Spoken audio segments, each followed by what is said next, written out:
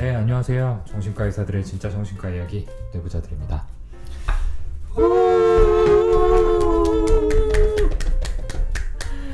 이거 안 하면 안 돼요. 나랑 규영이랑 영혼을 끌어올리는데 한 1초 정도의 딜레이가 있었어. 왠지 안 하면 안 될 것 같아서 프레셔가 있었다고. 진심으로 하실 거 아니면 그냥 하지 마세요. 아니, 진심이었는데 그러게. 그 진심을 이끌어내기 위한 약간 체력이 부족했을 뿐입니다. 네. 그래서 저는 이제 느끼는 것보다 표현을 잘 못하는 편이기 때문에 그렇군요. 감안해 주셨으면 좋겠어요. 그래, 열심히 한 2명한테 뭐라 그러고 있어 지금. 그러니까. 응, 상처받았어요. 네. 제가 민망해서 그래. 할 때마다. 네, 바로 시작해 볼게요. 자, 먼저 저희 소개부터 드리고 시작하겠습니다. 네, 안녕하세요. 정신건강의학과 전문의 허규영입니다. 네, 안녕하세요. 오늘도 처음으로 뇌부자들을 들어주시는 분이 있을 거라고 믿습니다. 정신건강의학과 전문의 김지용입니다. 네, 그리고 저는 정신건강의학과 전문의 오동훈입니다. 네, 반갑습니다. 네, 반갑습니다. 저희는 정신과 의사 셋이서 하는 방송입니다. 네. 네. 저희가 반갑다는 거는 이제 이 팟캐스트를 들어주실 그럼요. 새로운 청취자분들 네. 그리고 기존에 네. 응원해주시는 저희의 청취자분들께 드리는 말씀입니다. 네, 굳이 그걸 저희 눈을 빤히 쳐다보면서 얘기해야 돼요? 서로 반갑지는 않다라는 뜻이죠. 네, 저희가 최근에 이제 동해시에서 강연을 성황리에 잘 마치고 네. 네, 또 그냥 오긴 뭐해서 에어비앤비를 잡아서 1박으로 재밌게 놀고 왔거든요. 아, 진짜 너무 좋았어요. 네, 정말 동해시도 너무 좋았고 네. 네, 동훈이가 잡아준 에어비앤비도 너무 좋았고 동해 바다도 좋았고 회도 좋았고 그러니까요. 닭강정도 좋았고 네. 강연의 기회도 너무 좋았고요. 네. 그 야외에서 바다를 보면서 술을 마시는 게 정말 너무 황홀한 경험이었어요. 아, 좋긴 했는데 네. 저희 강연 좋았다는 얘기 조금만 더 해주시면 안 될까요? 너무 가서 놀았다는 얘기만. 네네네. 네, 그게 아니고 이제 네. 동해 시민분들과 굉장히 뜻깊은 얘기 나누고 또 온라인으로 저희 청취자분들 많이 네. 만날 수 있었잖아요. 이게 또 사회적 거리두기가 완화되면서 이제 직접 가서 뵙고 말씀을 드리게 될 수가 있었잖아요. 네. 뭐 왜 그래? 아니 근데 너무 웃긴 게 허경 쌤이 강연 얘기 좀 해달라 그러니까 너무 기계처럼 가식적이야. 바로, 네, 되게 정형화된 멘트 있죠. 사회적 거리두기 완화에 따른 여러분들 만날 수 있는 기회. 저는 굉장히 기뻤는데 저희 표현 방법이 저희 톤이나 이런 게 그래서 기계 같다 로봇 같다 그러실 수 있는데 너무 반갑고 기뻤습니다. 아, 근데 담당자분께 이제 연락이 왔는데 저희 피드백도 굉장히 좋았다고. 네. 네, 저희 끝나고 저희끼리 얘기했잖아요. 네. 잘하더라. 네, 괜찮았던 것 같아요. 그래, 고생 많았어. 이 또 자전거에 3종 세트를 하면서 좀 자존감을 높이려고 시도를 했는데 이번에는 솔직히 저희가 여태까지 셋이 나가서 했던 강연 중에 제일 괜찮았던 것 같아요. 그 네. 나이 헛먹진 않았구나 라는 생각이 들었습니다. 그러게요. 네. Q&A에 좀 물이 올랐다. 그러게 지금 허경 쌤 물이 오르셨는데 예전 같으면 제가 했을 것 같은 멘트인데 셋 다 이대로 꾸준히 늙어가면 나중에 네. 언젠가 나쁘지 않겠다. 그렇지. 네, 네. 그렇습니다. 네. 네. 셋이 합쳐 1.5온영 선생님이 되는 그날. 그날까지 가능하다. 네, 할수 열심히 있다. 해보겠습니다. 그때까지. 그리고 또 아무튼 좋은 기회 주신 동해시 관계자분들께 다시 한번 감사의 말씀을 전합니다. 네, 그리고 저희는 언제든지 전국 각지로 떠날 준비가 되어 있습니다. 네, 저희 좋아해요, 사실. 좀 안 좋아하는 분들도 있겠지만 저희는 좋아합니다. 아, 네. 네네. 저희 밖에 있죠. 안 좋아하시는 네네. 분들은. 네. 네, 좋습니다. 오늘도 썰이 길었습니다.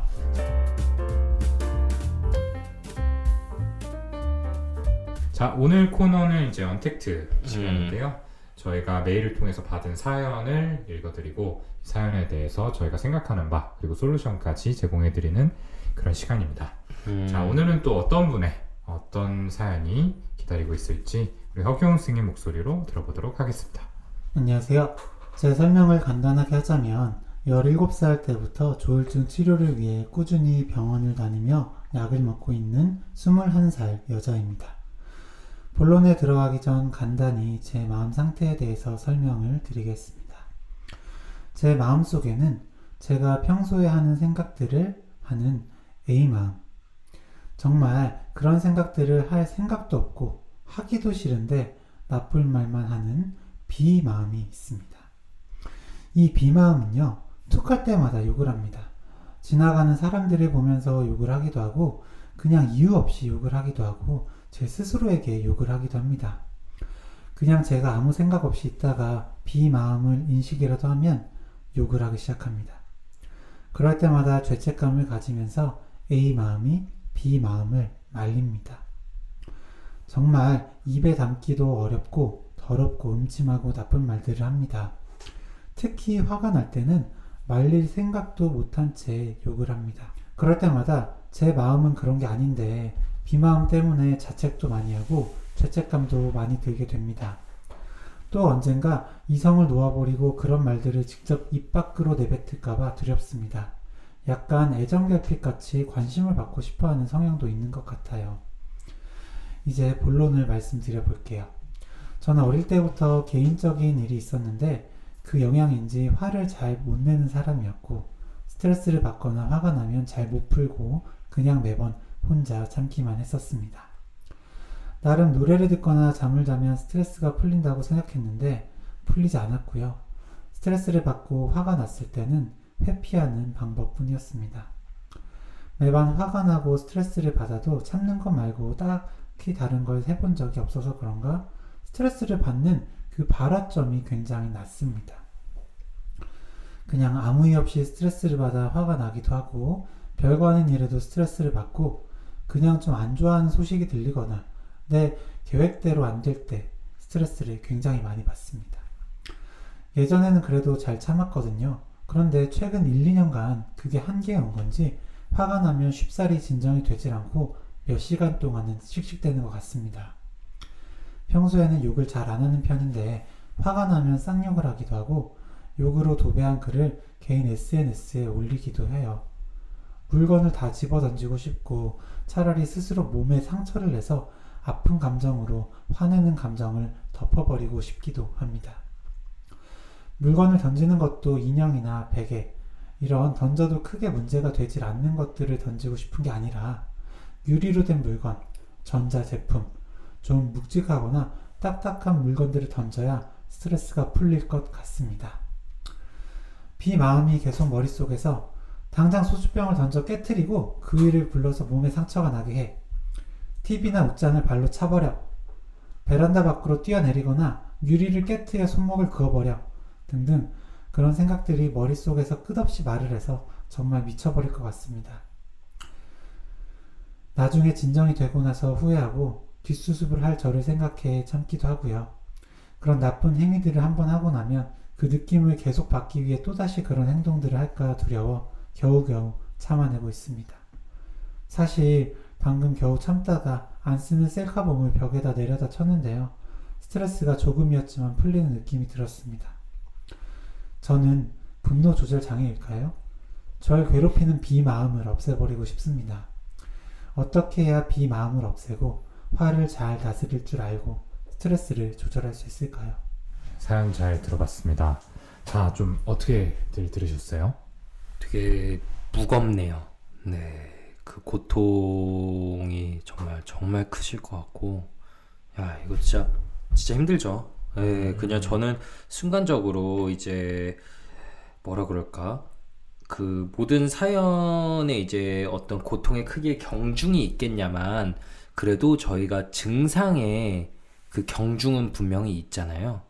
네, 주관적인 고통이 아닌, 그래도 예를 들어서 뭐 우울증에도 저희가 경도, 중등도, 중증 이렇게 나누기도 하는 것처럼 이분의 증상은 꽤나 무거운 편이어서 제가 진료실에서 듣는 것 같은 느낌을 오랜만에 좀 받았고, 마치 진료실 앞에 앉은 분이 이렇게 얘기하는 듯한 느낌을 받았고, 그럼 어떻게 치료해야 될까라는, 진짜 힘드시겠다, 어떻게 치료해야 될까, 금방 좋아질 수 있을까, 이런 고민들 하면서 들었던 것 같아요. 네, 저는 이렇게 힘드신데 지금 이만큼까지 참고 계신 것도 대단하다고 생각해요. 그러니까요. 네, 뭐 이런 이유 저런 이유로 참고 계신다고 했는데 와, 네. 사실 너무 참으시면서 더 괴로운 마음들이 커져 가시는 것 같기도 하는 그런 마음이었습니다. 그러니까 이 B 마음이 이야기하는 내용이 상당히 과격하죠. 소주병을 던져서 맞아. 깨트리고 그 위를 굴러서 몸에 상처가 나게 해. 베란다 밖으로 뛰어내려. 네, 사실 듣기만 해도 굉장히 걱정이 되는 그런 과격한 내용들인데 그래도 참 굉장히 노력을 많이 하셔서 겨우겨우 참아내고 계신 것 같고 한편으로는 이제 좀 다행이다 싶으면서도 좀 위태로워 보여서 걱정이 되는 마음이 많이 드네요. 네. 네. 약물 치료도 하고 계시다니까 그래도 치료 받고 계셔서 참 다행인데 약도 좀 보고 싶은 생각이 들고 뭘 그러니까요. 어떻게 드시는지도 네. 그렇습니다. 자, 그렇다면 이제 본격적으로 이 사연자분의 이야기를 가지고 저희가 말씀을 좀 드려보죠. 가장 먼저 이 A 마음이랑 B 마음이라고 하는 표현이 조금 독특해요. 네, 사실 직접적으로 이렇게 이름을 붙여가지고 표현을 해주시는 분이 저는 개인적으로 많지는 않았거든요. 진료실에서 만난 분들 중에서 두 분은 어떠셨어요? 뭐 간간히 계시죠. 네, 간간히 계십니다. 네, 네. 저도요. 이런 마음이 있고 이런 마음이 있어요 정도까지는 하시는데 딱 정확히 명명을 해서 A 마음, B 마음 표현하신 거는 좀 새로웠던 네. 것 같아요. 저는 이제 이름을 붙여서 얘기하시는 분이 있고요. 이 각각의 이름에 대해서, 각각의 그 캐릭터에 대해서. 네, 그리고 제가 그 뇌부자들 영상에서도 소개하기도 했던 나를 알고 싶을 때 뇌과학을 공부합니다라는 책에서도 이제 그 저자도 자기 마음속에 있는 여러 가지 캐릭터의 이름을 붙여서까지 좀 대하기도 하죠. 그래서 이런 경우들이 좀 있기는 있는데 이거를 이제 뭐 저희도 그냥 간단하게 설명할 때는 건강한 자와 병적 자 그냥 이렇게 나눠서 얘기도 하잖아요. 네. 근데 딱 A, B 너무 극명하게 지나치게 극명하게 갈리는 상황이죠 지금. 맞습니다. 그렇다면 이 A 마음과 B 마음을 좀 어떻게 설명할 수 있을지 말씀을 드려보도록 할게요. 제일 먼저 좀 떠올릴 수 있는 거는 이제 스플리팅, 우리말로는 분열이라고 하는 방어 기제인데요. 네, 문자 그대로 무언가를 두 가지로 쪼갠다라는 의미죠. 이게 어떻게 방어 기제가 될 수 있느냐라고 하면은 사람이 굉장히 취약한 감정 중에 양가성이라는 게 있습니다. 그러니까 두 가지 상반된 감정이 서로 뒤섞여 있는 마음 상태를 의미를 하는데요. 이게 어떤 사람에게 주는 그 내적 갈등, 그로 인한 어떤 심리적인 스트레스가 굉장히 크기 때문에 이제 미숙한 일종의 방어 기제 중 하나로 이 감정을 좋은 것과 나쁜 것 이렇게 두 가지로 분류를 해서 그 중에서 좋은 것만 취하려고 하는 그런 시도들이 있습니다. 그것을 우리가 이제 방어 기제라고 하는 거죠. 나쁜 감정으로, 나쁜 생각으로 분리된 것들에 대해서는 억누르거나 아니면은 이제 외부 요인들로 투사를 하게 돼요. 그래서 이것들은 이제 내가 가지고 있지 않은 것 또는 나에게 속해 있지 않은 것이라고 이제 해석을 하고자 하는 마음이 있는 거죠. 또 저는 이제 처음부터 가능성으로 좀 떠올랐던 게 이거 강박증 아니야? 라는 생각이 솔직히 처음에 많이 들었거든요. 왜냐하면은 이런 문장 특히 정말 그런 생각들을 할 생각도 없고 하기도 싫은데 나쁜 말만 하는 B마음이 있습니다 라는 문장에서는 이거 강박증이겠다 라고 처음에 딱 들어왔어요. 왜냐하면 강박증에서 이런 식으로 나타납니다. 정말 내가 원하지도 않는 막 엄청 안 좋은 욕설이나 혹은 뭐 음란한 성적인 말들이나 아니면은 그런 생각들 같은 것들이 그냥 내가 원하지 않는데 슥슥 떠오르는 경우들이, 그리고 그 내가 한 거니까 어쨌든 또 이렇게 막 자책하면서 힘들어 하시는 분들이 되게 많거든요. 그래서 이거 강박증의 가능성이 꽤 있겠는데 라는 생각이 들었는데 근데 또 뒤에 부분 보면 강박증은 아니겠구나, 그냥 눌러 담은 감정의 가능성이 높겠구나 라고 생각이 든 이유는 화를 계속 참아왔었다. 참는 것 말고 나에게 다른 방법이 없었다. 그리고 화가 날 때 더 욕설이 막 이렇게 나온다 라는 부분들은 사실 화가 난다고 강박증 증상이 막 올라오거나 더 이렇게 직결적으로 영향을 받지는 않거든요.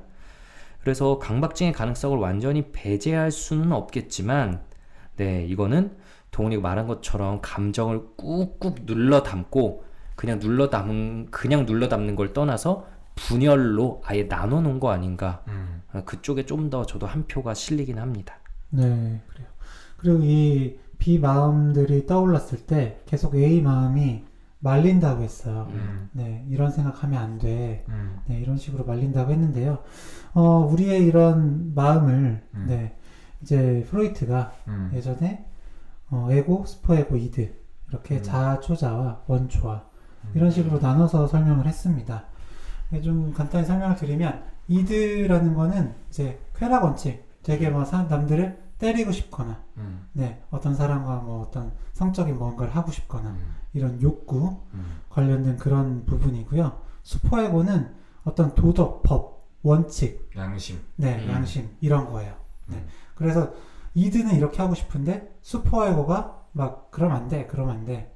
그렇게 하면은 뭐 법에 어긋나는 거야. 양심에 이건 안 되는 거야. 제지를 하는 네, 거죠. 그렇죠. 그래서 그 힘든 걸 중간에 에고, 네, 이 자아가 그걸 조절을 해주는데요.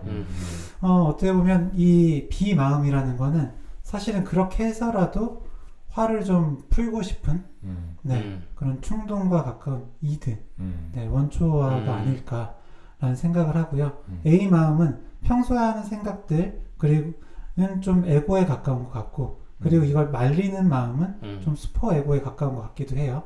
그래서 이 슈퍼 에고와 에고가 좀 의식화된 그런 부분들. 근데 이게 사실 이 부분이 또 방어 기제이기도 하거든요. 네, 그래서 네, 크게 봤을 때는 이드나 에고, 슈퍼 에고 이렇게도 좀 설명을 드려볼 수도 있을 것 같습니다. 그 계속 눌려오기만 한 이드의 힘이 너무 세서 이거 잘 감당이 안 되니까 자아가 분열이라는 방어 기제까지 활용해 가면서 하려고 하는데 잘 안 되는 상황이 아닐까 싶습니다. 그렇습니다. 네.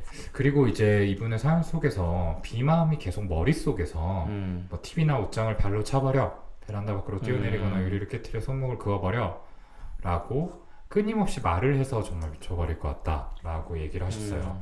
이 대목을 듣고 또 많은 분들이 환청이 아니냐라는 식으로 생각을 하실 수 있을 것 같은데 어떻게 좀 보세요? 이런 경우는? 사실 저희도 정신과 의사가 갔든 1년 차거나 아니면 정신과 의사가 아니라면 뭐 환청의 가능성은 아마 1번으로 놓게 될 것 같아요. 근데 물론 환청의 가능성도 있지만 네, 이렇게 마음속에 좀 분리된 자아들 이렇게 마치 목소리처럼 얘기하는 경우들은 굉장히 많습니다. 그러니까 저희가 이제 신경증과 정신증으로 병을 좀 나누죠. 신경증은 뉴로시스, 정신증은 사이코시스. 이제 환청 같은 경우는 주로 이 정신증에서 들리는 거고요. 근데 신경증에서도 이런 식으로 느끼게 되시는 경우들이 있고요. 특히나 이제 신경증과 정신증의 그 중간쯤에 있는 걸 옛날에 우리는 이제 보더라인이라고 봤었잖아요. 경계성 성격이 이런 거 아닌가라고 예전에는 봤었는데 이분도 신경증 쪽에 가깝지만 이런 소리들이 너무 지금 강하고 머릿속에서 끝없이 말을 해서 미쳐버릴 것 같다는 게 혹시나 그런 정신증으로 넘어갈까 말까 하는 그 경계에 서 계신 분은 아닌가라는 걱정이 들기도 해요. 맞아요. 지금은 어찌어찌 좀 조절하고 계시지만 이 끝없이 말을 해서 정말 미쳐버릴 것 같습니다라는 이 포인트가 그 조절하고 있는 에고의 힘이 많이 약해져 있는 그런 상태이신 것 같거든요. 그러니까 좀 더 너무 힘들어서 약해지신다면 실제로 뭐 환청 까지도 뭐 나오실 수도 있을 것 같아요. 맞습니다. 그러니까 아까 이제 분열에 대해서 잠깐 말씀을 드렸는데 분열을 통해서 이제 분리해낸 부정적인 부분을 외부에 투사한다라고 말씀을 드렸잖아요.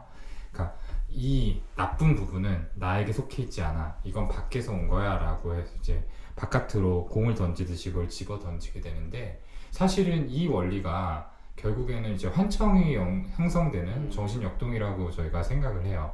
사실은 내가 나를 바라보는 시각, 내가 나에게 이야기하는 목소리인데 이 내용이 너무 고통스러우니까 이거를 분리를 해내서 외부에서 나를 공격한다라는 식으로 이제 우리가 해석을 하는 거죠. 그래서 그렇게 해서 외연화된 증상이 환청이다라고 생각을 하기 때문에 그런 관점으로 봤을 때는 사실 환청으로 좀 발전하고 있는 과정은 아닌가라는 걱정이 좀 되기도 합니다. 네.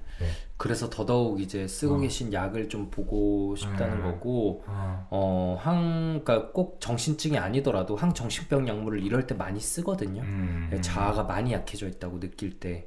그래서 저도 이제 진료하시는 분들 중에 분명히 정신증 절대 아니에요. 그러니까 조현병이나 뭐 환청, 망상 절대 아니고 그저 이렇게 좀 자아가 분리돼 있고 병적인 자아가 자기를 너무 공격하는 분들, 그래서 항상 긴장돼 있고 불안하고 마음이 너무 힘드신 분들에게 그냥 항정신병 약물을 쓰면은 마음이 진짜 편해지실 때도 있습니다. 진짜 신기하게 날 그렇게 비난하는 목소리가 좀 꺼졌다. 그런데 그걸 또 분명히 조현병은 아니고 정신증은 아니고 이런 경우들이 있죠. 그러면 어쨌든 현 시점에서 이분의 진단을 좀 뭘로 붙일 수 있을까요? 이분 같은 경우는 이제 조울증 진단을 받았고 이제 마지막에는 저는 분노 조절 장애가 아닐까요? 라고 이렇게 스스로 물어봐 주시기도 하셨는데 어떻게 생각을 좀 하세요? 저는 분노 조절 장애랑 거리가 멀다고 생각을 해요. 네, 분노 조절은 사실 너무나 잘하고 계시는 거죠. 이만큼 화가 맞아. 나는데도 네. 분노 조절 장애를 진단하려면 결국 실제적으로 폭언을 하거나 네, 폭행을 하거나 아니면 물건을 파손을 하거나 그런 거 있어야 되는데 이분은 그러고 싶은 마음만 표현을 하실 뿐 네, 그런 바깥으로 표출되는 그런 행동은 없으시잖아요. 네, 그렇기 때문에 분노 조절 장애, 뭐 간헐성 충동 조절 장애 뭐 이런 거 진단을 하기는 어렵죠. 그러니까 분노 조절 장애라는 게 이제 분노라는 감정 자체가 완전히 통제가 되어야 되는 거다라고 아마 생각을 하고 계시지 않을까 싶어요. 근데 자기가 이제 행동으로 표현하지는 않지만 내면에서 계속 분노라는 감정이 이렇게 일어나기 때문에 이 자체가 문제가 아니냐라고 생각을 하셔가지고 이렇게 물어보신 것 같거든요. 근데 저도 비슷하게 이걸 이제 분노 조절 장애 영역으로 보기는 어렵고 사실 제일 먼저 생각할 수 있는 거는 뭐 조울증 진단을 받으셨다라고 하니까 뭐 기분 장애 영역이 아닐까라고 생각이 들기도 하고요. 네. 아까 김종수 쌤이 얘기한 것처럼 어떤 성격적인 측면에서 우리가 정신증과 신경증의 경계에 있다고 하는 어떤 경계성 성격으로 좀 진행이 되어가는 과정은 아닐까라고도 좀 조심스럽게 추측을 해볼 수 있을 것 같아요. 저는 저가 아직 그렇게 경험이 아주 많은 건 아니지만 제가 봤던 분들 중에 이렇게까지 자기를 비난하는, 증오하는 목소리가 들리시는 분들은 트라우마가 있는 경우들이 좀 많았어요. 네, 그래서 이분도 조심스럽지만 트라우마가 있지 않을까 싶고 저는 어릴 때부터 개인적인 일이 있었는데 그 영향인지 화를 잘 못 내는 사람이었고 라고 얘기하셨거든요. 사실 정말 오늘 다양한 증상들을 가감없이 다 적어주셨는데 여기서 그냥 개인적인 일이라고 딱 표현해버린 것 자체가 이게 얼마나 무거운 일일지에 대한 반증이라는 생각이 들어요. 이렇게까지 다 오픈해도 열지 못할 무언가가 아마 있고 그것 때문에 거기서 자라난 자기를 비난하는 목소리가 굉장히 아직까지 크게 있는 거 아닌가라는 생각이 좀 추측이 듭니다. 그럴 수 있겠네요. 네, 어떤 트라우마가 있어서 그게 약간 족쇄처럼 발목을 잡고 계신 상황이 아닐까 싶기도 합니다. 네. 자, 그렇다면은 이제 어떻게 해야지 이 마음을 좀 다스릴 수 있을지. 네. 특히 이제 사연자분께서는 직접적으로 이렇게 표현하셨어요. 절 괴롭히는 비마음을 없애버리고 싶습니다. 어떻게 해야 비마음을 없애고 화를 잘 다스릴 줄 알고 스트레스를 조절할 수 있을까요? 라고 얘기를 하셨어요. 네. 여기서 일단 제일 먼저 드리고 싶은 말씀은 비마음을 없애겠다라는 부분인데요. 네. 일단 비마음을 없애겠다라는 마음부터 좀 바꾸셨으면 하는 생각이 듭니다. 네. 저희가 사실 정말 여러 차례 말씀을 드리게 되는데 이 감정이라는 게 마음먹은 대로 100% 통제할 수 있는 대상이 아니거든요. 그러니까 없애고 싶다고 해서 없어지라 라고 할 수 있는 대상이면 정말 좋겠죠. 사실 그러면 이제 항상 좋은 기분만 느낄 수 있을 테니까. 근데 그럴 수 있는 대상이 아니라는 거, 이게 뭔가 내 마음속에서 일어나는 하나의 현상이다 라고 생각을 하기 때문에 뭔가 내가 의지로 조절할 수 있다, 통제할 수 있다 라고 느끼시는 경우가 많은데 사실은 전혀 그렇지 않아요. 네, 이 부분에 대해서는 일단 마음을 좀 내려놓는 게 필요하실 것 같습니다. 네.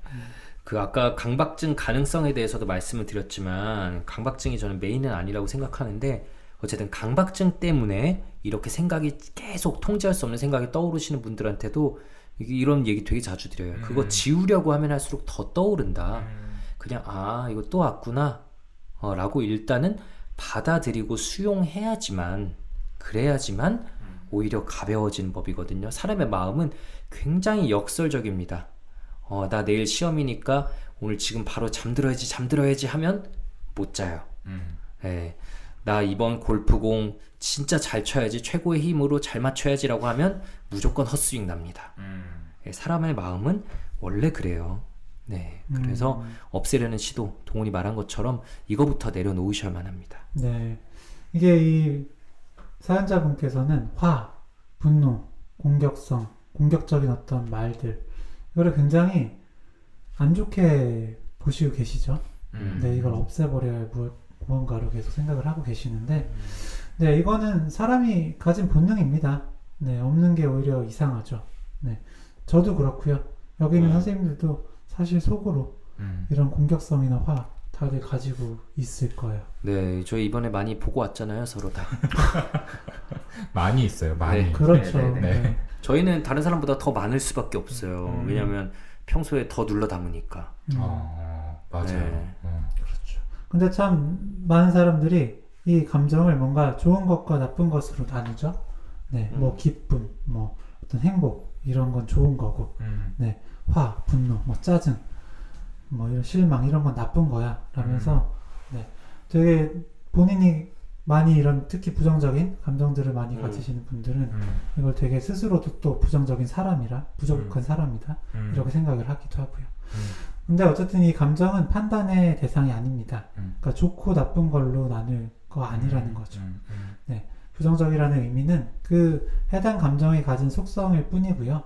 그 감정을 가는 행위가 나쁘다는 게 아닌데, 많은 사람들이 가져서는 안 되는 이런 감정으로 오해를 하는 것 같아요. 이게 지금 이 사연자분께서는 계속 이 비마음을 나쁜 걸로 생각하고 없애려고 하는데 없어지지 않잖아요. 네. 또 이렇게 해도 없어지지 않으니까 그게 또 스트레스가 되고, 네. 그 스트레스가 되는 만큼 다시 화나 공격성으로 돌아올 거예요. 네. 저희가 아까 욕동, 프로이트식으로 표현하면 욕동이고, 이게 융식으로 표현하면 그림자, 섀도우거든요. 근데 그림자가 없는 사람이 어디 있어요? 네, 모든 거에는 이제 명과 암이 있습니다.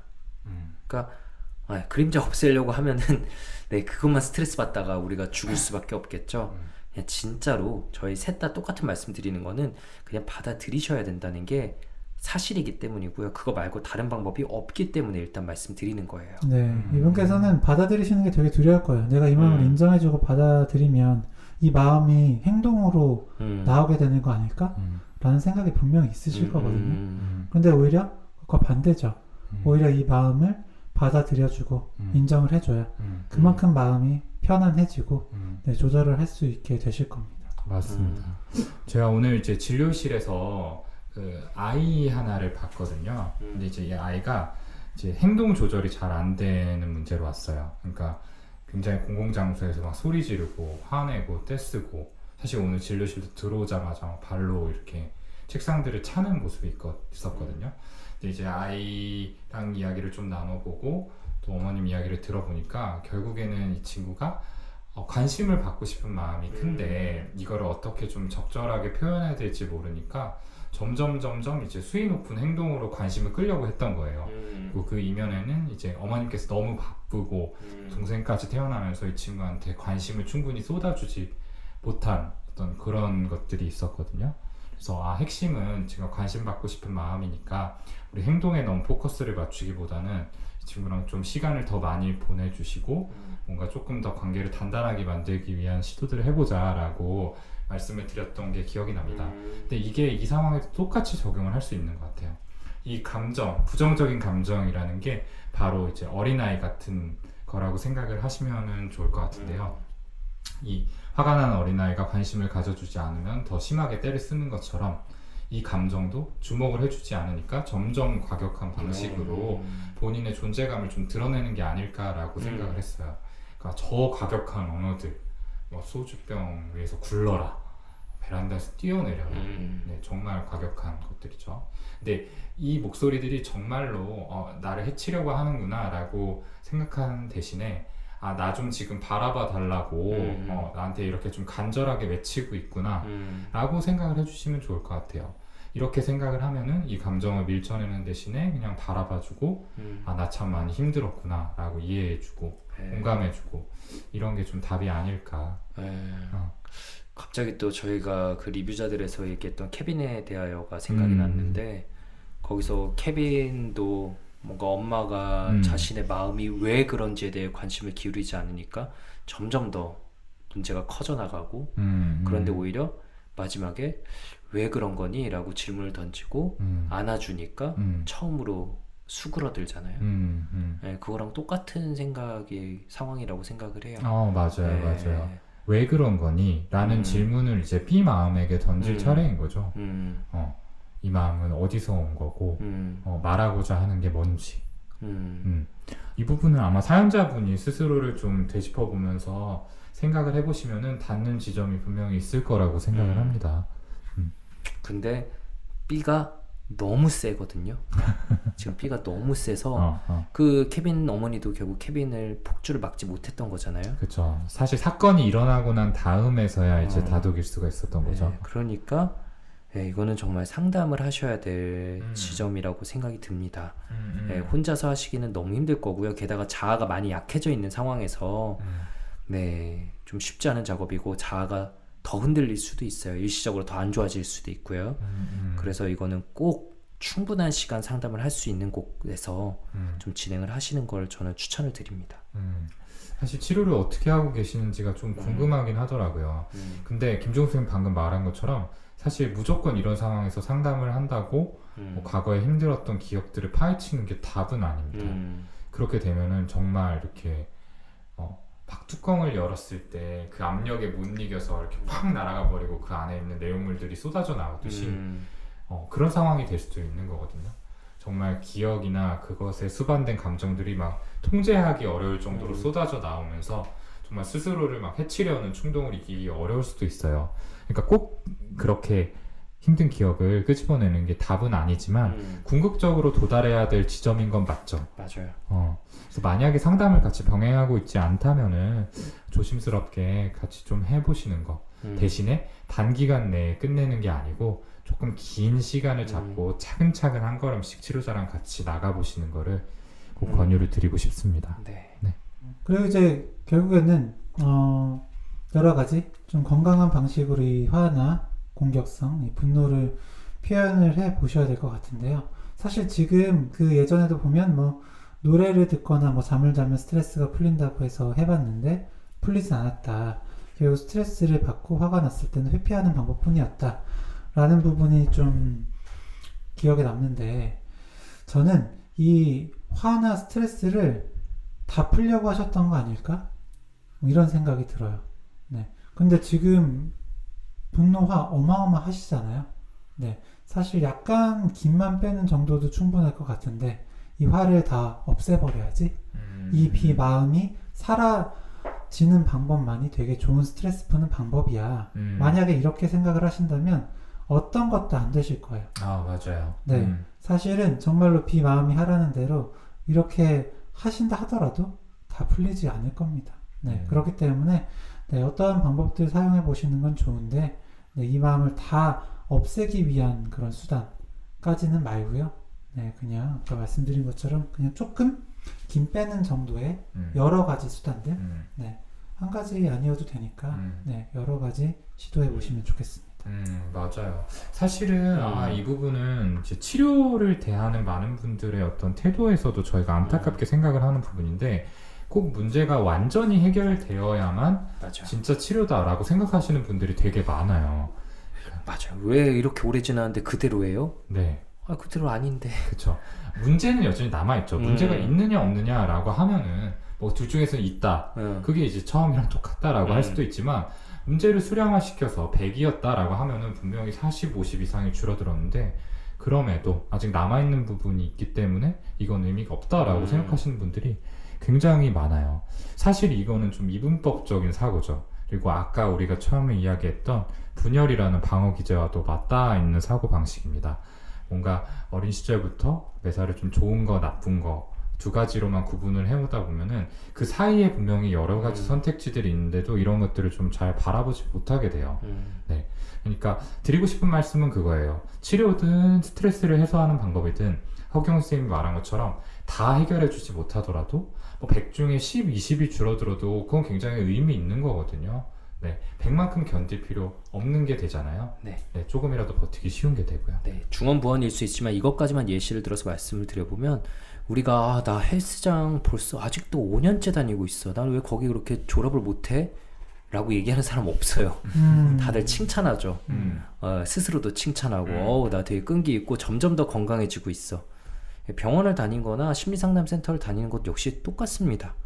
길게 가고 있으면은 물론 도움이 없이 되는 게 더 좋은 거라고 볼 수도 있지만 어쨌든 나는 점점 더 좋아지고 있는 중이고 그 노력을 놓지 않고 있는 중이에요. 이거는 분명히 칭찬해 줄 만한 일인 거고요. 좋습니다. 네, 사연자분께 도움이 될 만한 말씀을 좀 저희 나름대로 드려봤는데 사실 워낙 사연자분이 안고 계신 문제의 무게가 가볍지 않다 보니까 얘기가 다소 좀 무겁게 흐른 것 같기도 합니다. 아무쪼록 꾸준하게 치료 잘 받으시고 여러 가지 좀 생각을 달리 해보시면서 이 어려움을 헤쳐나가실 수 있기를 진심으로 바라겠습니다. 그렇다면 오늘 사연에서 제가 선정한 키워드 토크의 주제는 바로 욕입니다. 욕. 네. 오동훈 선생님이 좀 한욕설 하니까 일부러 이 키워드를 뽑은 것 같아요. 맞아요. 네. 오동훈 선생님께서 이제 그 방송에서 한 이야기를 듣고 스트레스 방법으로 욕을 네. 사용하게 되셨다는 제 환자분도 계셨습니다. 제가 사실 얘기 많이 했었죠. 네. 욕. 욕 잘하세요, 두 분? 참 잘 알면서 물어보네. 네.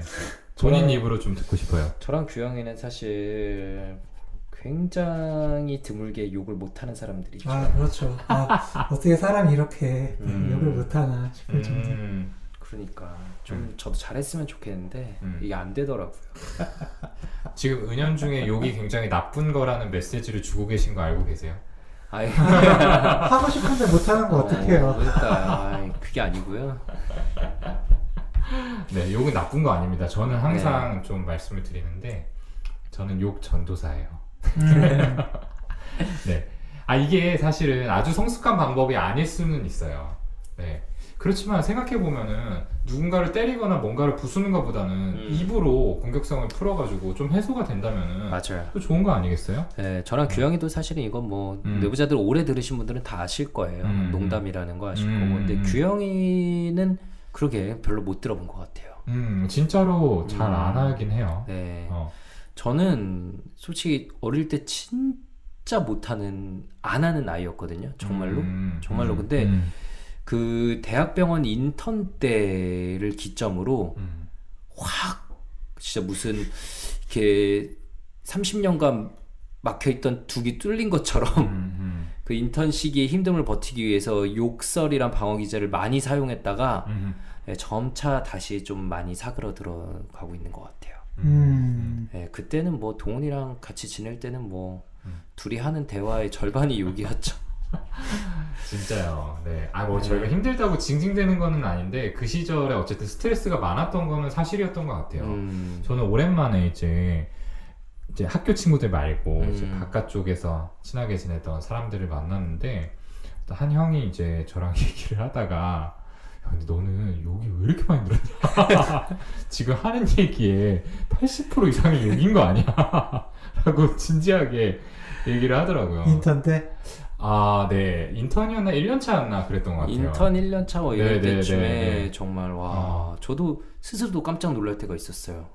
네, 막 너무 힘든데 전화가 오면 욕이 한번 나온 다음에 네 인턴입니다 이러고 끊은 다음에 또 마무리 전화 뾰로롱 끊기는 것처럼 욕이 내 입에서 또 나오고 그 다음에 일을 하고 전혀 누구도 시키지 않았고 나도 의도하지 않았는데 그냥 나왔었죠.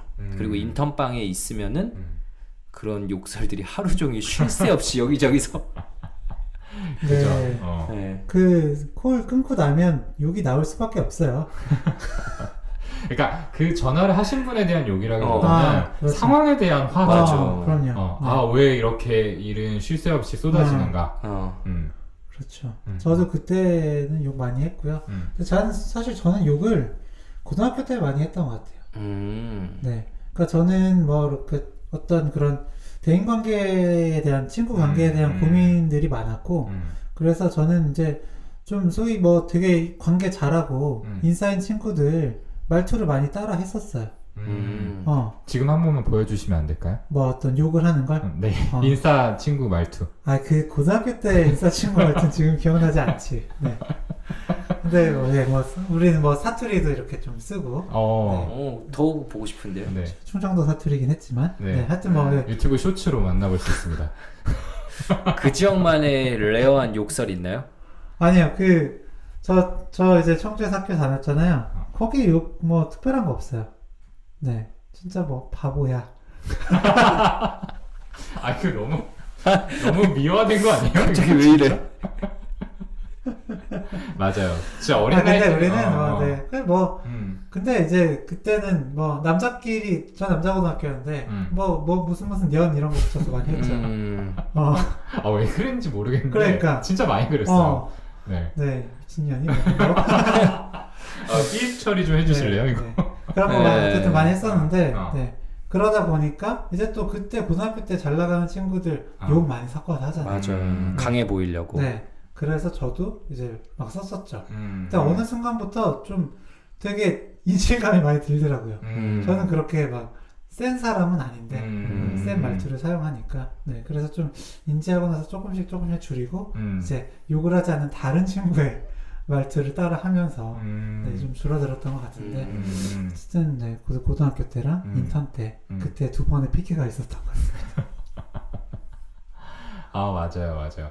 그리고 사실은 저는 이제 정신과 의사로 일을 하면서도 사석에서는 이제 계속해서 욕을 하게 되는 일들이 있었는데, 저는 사실 이게 정신과 의사의 좀 특성하고도 관련이 있는 것 같아요. 정신과가 더 힘들다, 너무 뭐 화가 난다 이런 의미가 아니고요. 정신과 의사는 사실 조금 더 감정을 절제하기를 요구를 받아요. 네, 애초에 저희가 처음에 수련을 받을 때 뭐 치료자는 뭐 하얀 백지 같아야 한다 라고 얘기를 하잖아요. 그러니까 사실은 인간으로서 이렇게 자연스럽게 나올 수 있는 반응도 좀 보여주면은 그게 뭔가 환자에게 영향을 주고 이제 환자의 감정을 순수하게 탐색하는데 방해물이 될 수 있다, 이런 식의 이제 이론들이 있었거든요. 그러다 보니까 이제 뭐 표정이나 이런 것들에도 좀 신경을 쓰게 되고, 사실 뭐 이야기를 할 때도 사실 항상 좀 지지적인 표현들을 위주로 사용을 하다 보니까 아주 솔직하게 감정을 표현할 수 있는 기회 자체가 많지 않았던 것 같습니다. 맞아요. 네.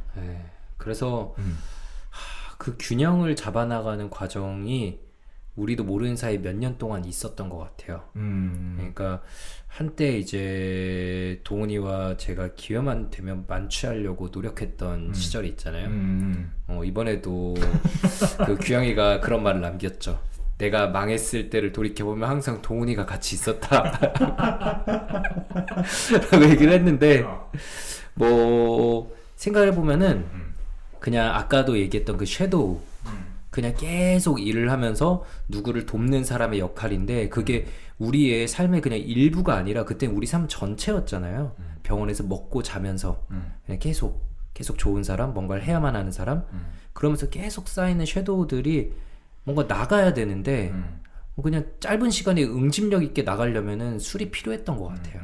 근데 그거를 이제 그냥 알고 하는 게 아니라 그냥 무의식적으로 그냥 그런 뭔가 성숙하지 않은 방법으로 폭발적으로 확 풀어냈던 것 같고, 그런데 이제 나이가 들면서 뭔가 내 삶에서 그런 것들의 균형이 조금 더 맞아 떨어져 가니까 이제는 옛날만큼 그런 도구로서의 술이, 도구로서의 욕이 덜 필요한 것 같습니다.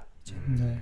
근데 저희가 지금 얘기하는 거는 주로는 혼자 이렇게 뭐 이야기를 하면서 중간중간 이제 욕을 섞어서 한다거나, 네, 그렇죠. 아니면은 대상한테 하는 욕은 그런 건 아니잖아요.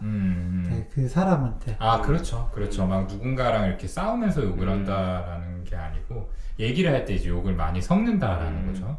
네, 그렇게 이해를 해주시면 좋을 것 같고요. 이제 아까 우리가 얘기했던 초자와 그 이드라는 관점에서도 볼 수 있을 것 같아요. 그러니까 공격성이라는 게 사실 사람이 가진 본능이고 저희도 뭐 예외 없거든요.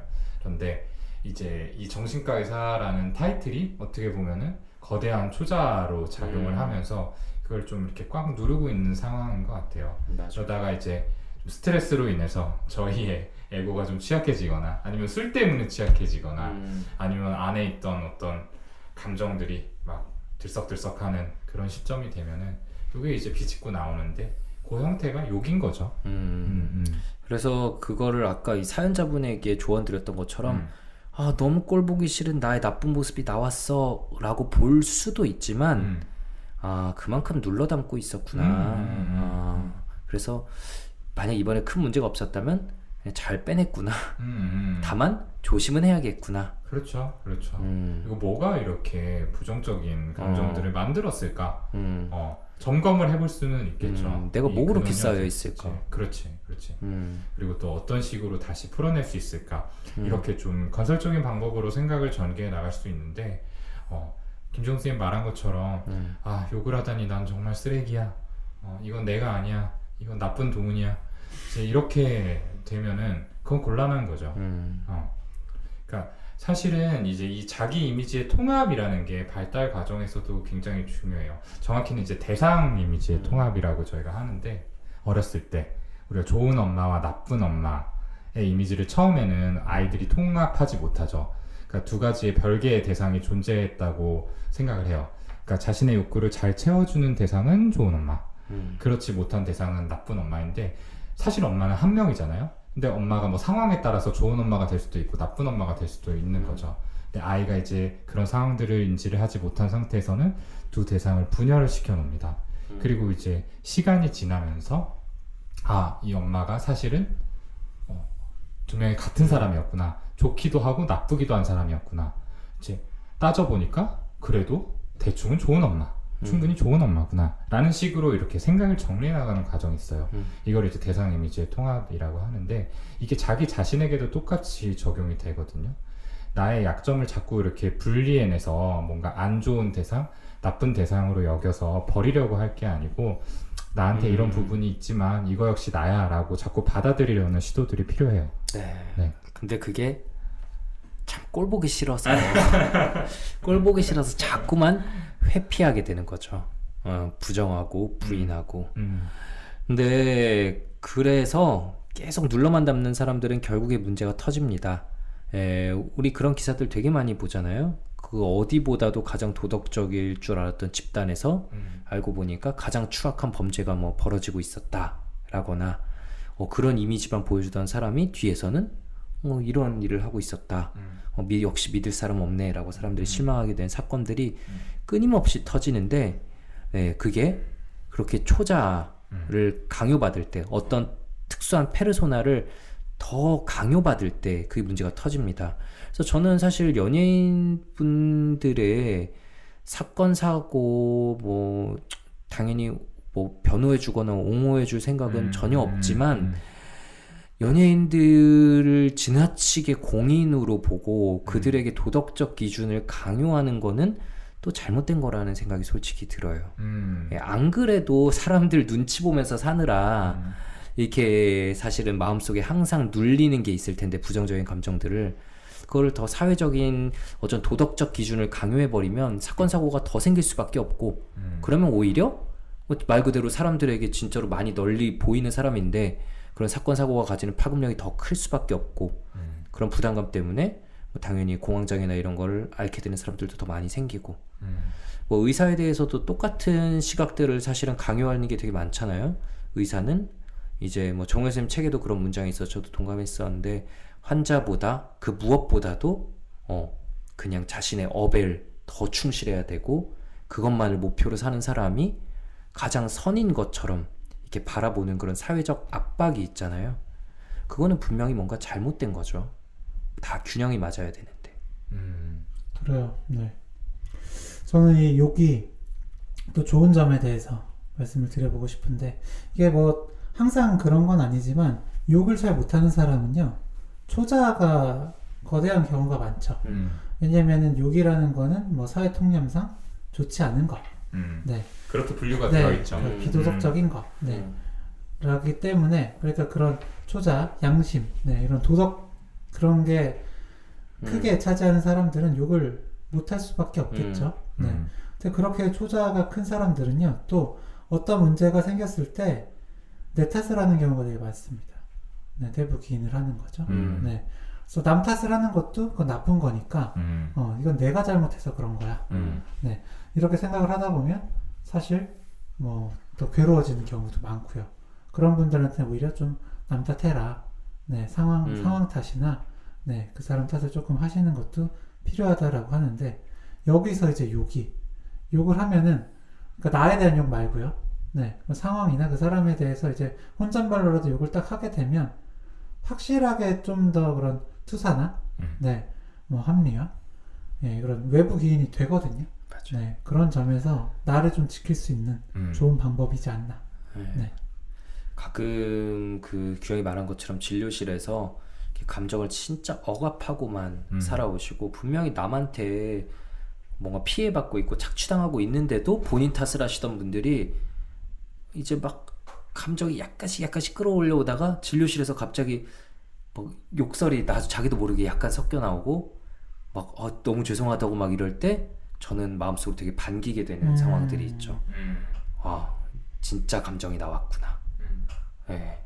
그렇게 되면은 이제 마치 제가 아까 말한 것처럼 담에 약간 거대한 담에 구멍이 뚫린 것처럼 그 뒤로 뭔가 확 변화가 나타나게 되는 것 같아요. 네. 그래서 저는 제가 대신 해드릴 때도 좀 있어요. 너무 눌려 계신다라고 생각하면은 일부러 조금 과장되게 정말 미친놈이네요. 이런 식으로. 맞아요. 네. 저도 이런 단어 여기서 제가 쓰면 안 되는 거 아는데 이러면서 이렇게 나올 때 있습니다. 그러니까요. 그래서 결국 드리고 싶은 말씀은 그거예요. 아까 허경 쌤이 얘기했던 것처럼 욕이 그냥 일반적인 관점에서는 나쁜 것으로 분류되어 있죠. 근데 이런 시각 역시나 좀 이분법적인 분열의 사고에서 출발하는 것 같아요. 그러니까 잘만 활용하면 좋은 수단이 될 수 있고 뭐 아주 선이다, 최선이다 라고 말할 수는 없겠지만 분명히 차선의 옵션 정도는 되는 것 같습니다. 그래서 저는 앞으로도 욕을 장려할 거예요. 네, 적절한 장소에서 믿을 수 있는 사람에게 하는 욕은 건강한 거라고 생각합니다. 좋습니다. 네, 오늘은 A마음과 B마음 두 가지 마음 사이에서 갈등하시는 사연자분의 이야기를 바탕으로 이야기 나눠봤고요. 욕이라는 키워드를 주제로 키워드 토크까지 진행을 해봤습니다. 오늘 방송도 좀 여러분께 많이 도움이 됐으면 하는 바람입니다.